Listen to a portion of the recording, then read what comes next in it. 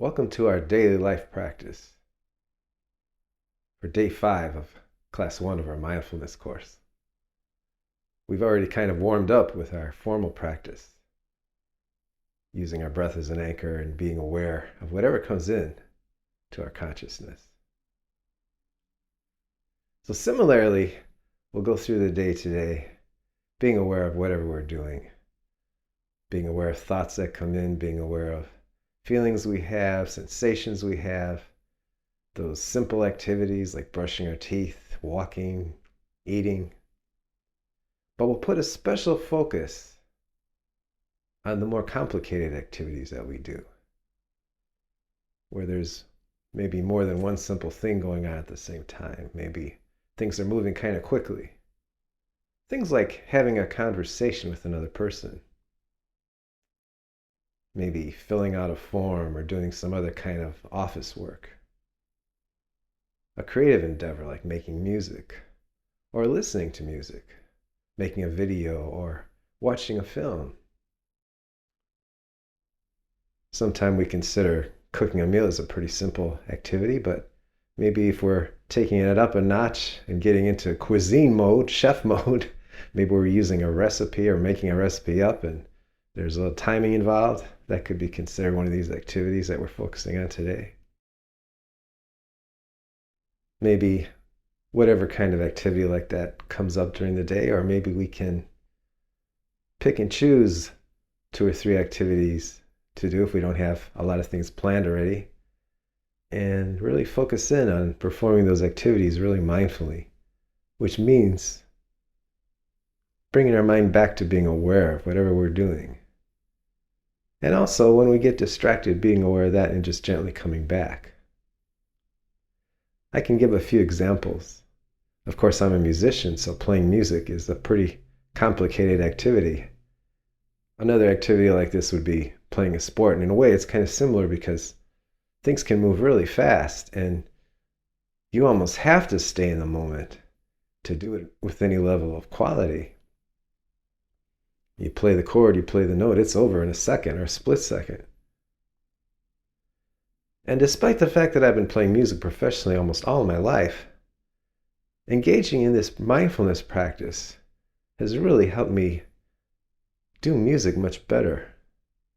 In fact, I'm recording this while we're in the middle of this coronavirus pandemic, so most of my gigs aren't happening and I'm doing a lot more recording at home. And I do a lot of recording where I do drum and bass tracks and things of that nature. But I had an opportunity to do a live stream concert that had a sponsorship. And one of the rules that they laid down was no tracks. So I ended up doing it all on solo piano. There were a couple tunes where I had used tracks, so I had to cover like a bass line and the rhythm and the melody on the solo piano, which is a little more challenging than the way I'd actually done it originally. So I actually ended up practicing and recording myself. And sometimes I found, especially since I wasn't using a click track or a drum track, I was kind of rushing the tempo.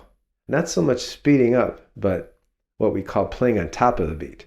So here's the beat, where you're kind of going like this instead of like this behind it or right on it, which usually normally right on it's probably the best in a lot of situations anyway.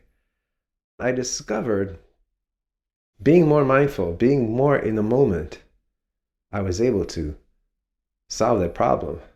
And what I really realized in that practice was that the reason I believe I was playing at top of the beat and kind of getting ahead, it sounded kind of nervous, I was thinking too far ahead in the tune, like what my next move is going to be. And then when I realized that, I started to just focus on the very note that I was playing in that moment. And as soon as I did that, and whenever I remembered to do that, to focus on what's happening in this moment, I played right where I wanted, a nice feel and a nice steady tempo. So you could look at this as a metaphor for being mindful of these more involved activities that we do. Just being here with the current moment. If it's a conversation, maybe just being here with whatever the person's saying at this very moment, this very sentence. Or if we're speaking, what we're saying right now. not thinking ahead to what we're going to say next, not reflecting back on what we said a few minutes ago. I also noticed that this practice of being mindful of more involved activities sometimes includes activities that sometimes we feel we'd rather be doing something else. I think I was maybe editing or recording, and it can get kind of tedious in a way at times. And so I noticed the thought coming, oh, I want to get this over with and get to something more fun. And that's another part of this being mindful. We can notice when thoughts like that come, or those feelings of kind of getting tired, getting bored, or something like that. But then the practice is, once again, to come back to that activity. So this is another example when mindfulness practice can help us do things better. And I found that being aware of this resistance to the activity and letting it go and coming back, eventually the resistance got less, and I actually enjoyed the activity more than I normally would have.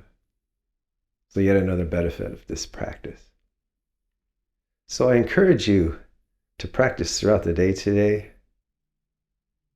Find these activities that are a little more involved. Choose some to do if you have nothing on your calendar that falls into that category. And once again, also, take advantage of doing that formal practice to start the day. And also, when we're more mindful of our simple activities, and that can continue throughout the day, it really gets us warmed up again. It really gets us more in that habit of being mindful, to where when we engage in these more complex activities, we're already in the practice of mindfulness. So it makes it much easier to go deeper and really become aware, moment to moment, of what we're doing in these more involved activities. So once again, enjoy the practice. Thank you.